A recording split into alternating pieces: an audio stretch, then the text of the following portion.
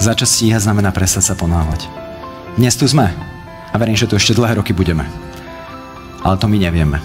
Žijeme tak, aby sme nič neľutovali. Ľudia neľutujú to, čo robia, ale to, čo nerobia.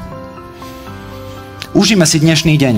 Užíme si ho bez hodnotenia. Iba to tak vnímajme a nechajme na seba pôsobiť. Deň, kedy zasejeme semienko, nie je dňom, kedy budeme žať úrodu. Ver si a vytrvaj. Nikdy nevieš, akú príležitosť ti prinesie zajtrajší deň. A ak stúpaš k vrcholu, mysli na to, že pred vrcholom začne veľmi fúkať. Čím lepší budete v danom odbore, tým viac budete viditeľní a tým viac vetra budete cítiť. Zároveň však myslíte na to, že po najťažších výstupoch sú najkrajšie výhľady. A na ten vrchol sa nedostane každý. A na ten vrchol sa mnohí dostanú, ale keď idú dole, to už nezvládnu. To, čo my berieme ako samozrejmosť, druhí ľudia o tom len snívajú. My robíme opak toho, čo chceme. Dám vám jednu geniálnu otázku z môjho pohľadu.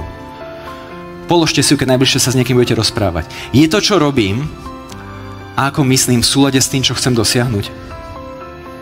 Je to, čo robím, a ako myslím v súlade s tým, čo chcem dosiahnuť? Viete, aká je častá odpoveď? Nie. Jedno chceme a druhé robíme.